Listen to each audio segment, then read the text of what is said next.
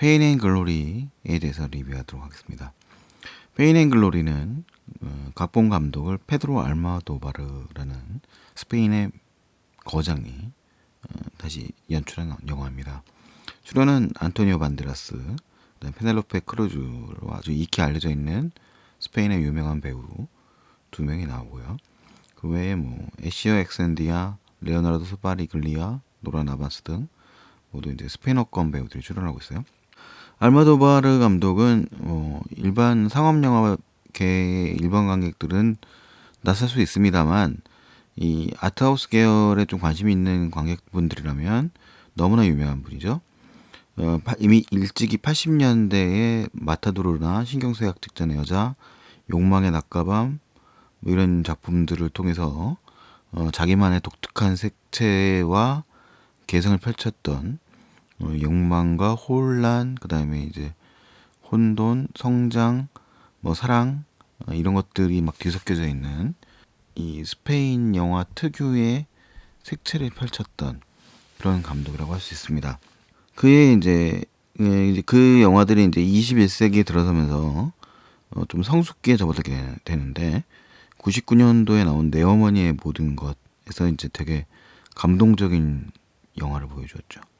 그 이후에 이제 그녀에게 02년에 나온 그녀에게서는 아카데미 각본상 수상이라고 하는 성과를 거두게 됩니다.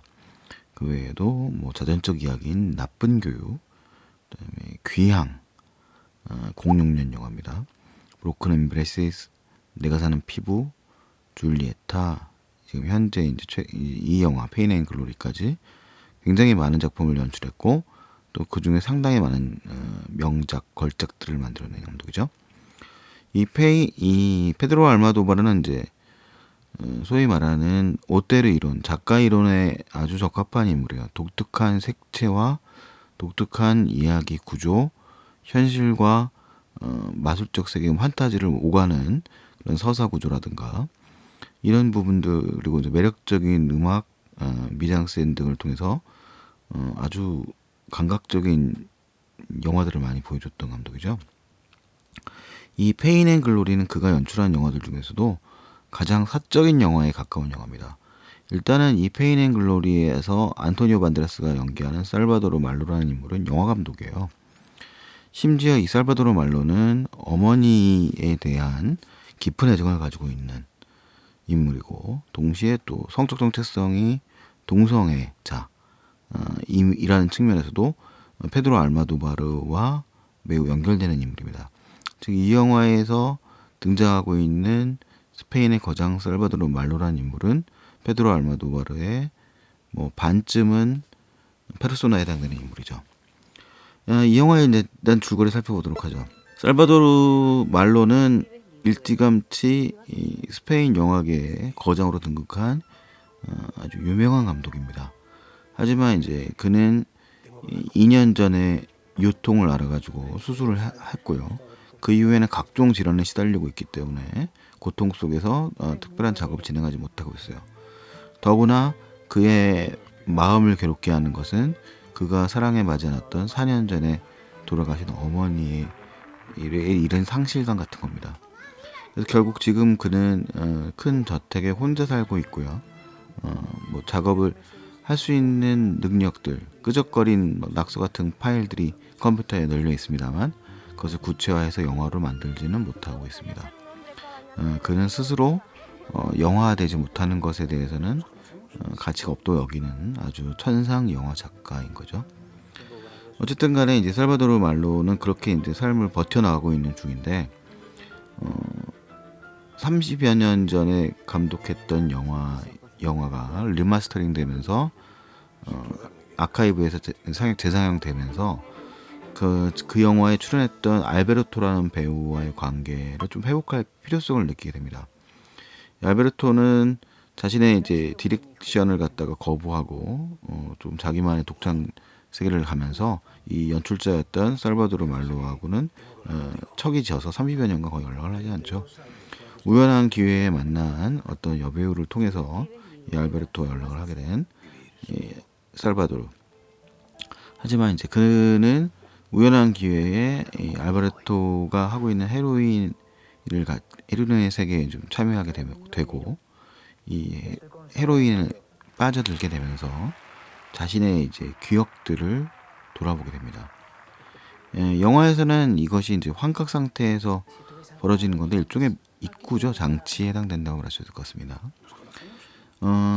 어쨌든 간에 그 속에서 이제 이 살바도르는 자신의 어린 시절을 채웠던 기억들, 어머니에 대한 기억, 가족, 어머니, 그리고 그가 살았던 동굴 형태의 집, 그리고 그의 공간들을 도와줬던 어떤 청년, 그리고 그의 말년의 어머니의 모습들, 이런 것들을 떠올리게 됩니다.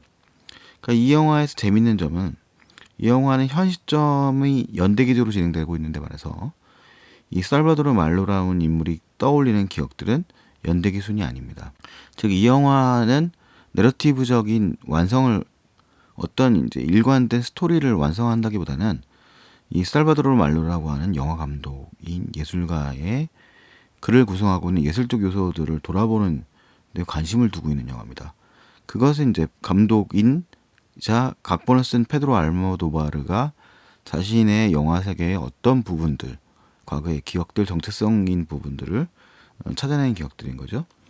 그래서 그의 영화를 채우고 있는 그의 예술 세계를 채우고 있는 그의 가난하지만 특수했던 공간적인 느낌들, 그리고 힘들었지만 따뜻한 어머니의 그런 음악에 대한 기억들, 빨래를 하면서 노래하던 기억들, 합창단에서 솔리스트로서 활동했었던 기억들 같은 것들, 그 다음에 이제 뭐 그가 봤었던 강렬했던 그런 자신의 성정체성에 대한 어린 시절의 기억들, 이런 것들을 떠올리는 거죠. 그래서 이 영화 속에서는 그런 기억들이 아주 중요한 요소예요. 그러니까 영화적 장면들도 잠깐 등장합니다. 뭐 워렌 비티에 나왔던 초원의 빛이라든가, 그다음에 마릴린 먼로의 모습도 잠깐 클립으로 등장하는 장면도 등장을 해요. 가난했기 때문에 여름에 받았었던 기억으로 남아있는 영화들에 대한 사랑, 이런 것들도 언급이 되고요. 글을 쓸 수 없어서 자신에게 글을 배우던 청년이 그렸던 그림에 대한 기억들도 있습니다. 그래서 그런 기억들이 가득 채웠었던 자신의 성장기의 그 감성이 풍부했었던 시절에 채웠었던 기억들을 통해서 구현되는 자신의 그런 사랑스럽고 또 아팠었던 기억들을 통해서 다시 예술적인 고향을 다시 받는 얘기인 거죠. 그래서 이 영화에서 그 특이한 점은 이제 이게 역시 알모도바르적인데, 이 마약인 헤로인을 통해서 이 기억들을 떠올리게 된다는 거예요. 그러니까 이 사람은 어떻게 보면 고통 속에서 삶을 살아가고 있기 때문에 그 자신이 사랑에 맞지 않는 영화를 다시 할 수 없었던 인물이거든요. 근데 그 고통을 해서 벗어나기 위해서 잠시 헤로인에 빠지면서 자신의 이제 그런 예술적 원천이었던 기억들을 떠올리게 된다는 이야기인 거죠. 물론 이 살바도르 말로라는 감독은 계속 뭐 그 헤로인이 계속 필요한 상태는 아니에요. 환각 상태나 뭐 중독의 상황이라기보다는 이제 그것을 통해서, 그런 과정들을 통해서 현실을 망각해야 되고, 이 영화 또 재밌는 측면이 또 있습니다.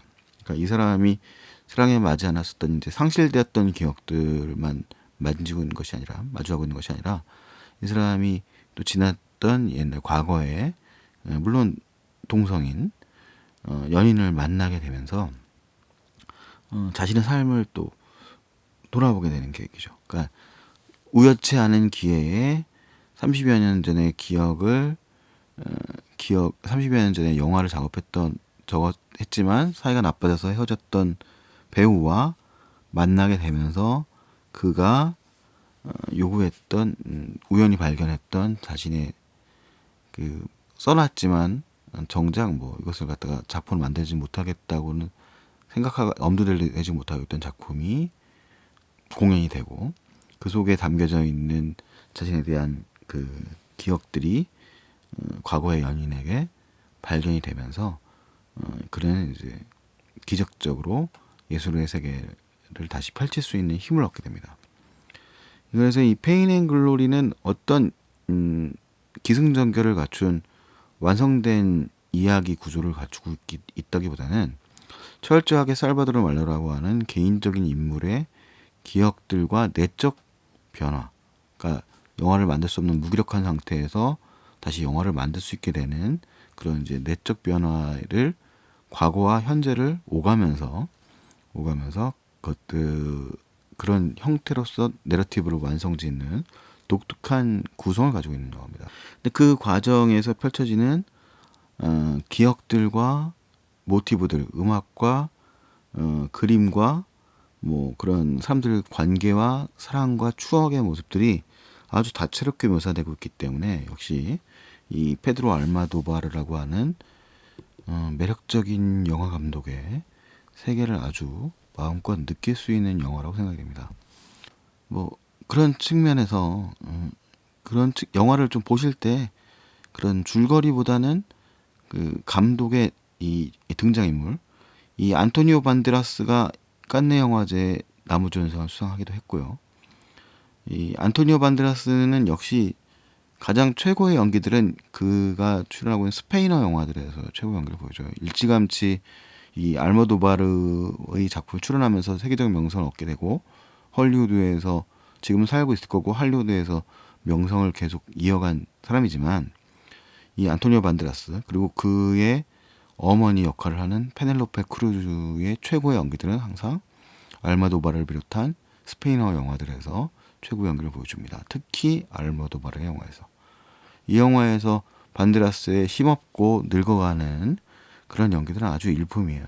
그래서 이 영화를 보시면서 주안점을 두어야 될 것은 이 감독 살바도르 말로라는 인물을 구성하고 있는 요소들, 그리고 그 구성한 요소들이 이 영화의 실제 감독인 페드로 알모도바르라고 하는 이 세계적 거장의 세계와 공명하고 있다는 점을 잘 생각해서 본다면 이 삶과 사랑과 영화, 그리고 그 삶 속에서는 삶 속에 끌어안아야 될 것은 고통이라는 것도 같이 끌어야 된다는 점, 그것을 통해서 우리는 잘하고 성숙해 나간다는 점을 보여준다는 점에서 아주 매력적인 영화가 아닌가 싶습니다. 미숙하지만 페인 앤 글로리에 대한 영화 리뷰였습니다.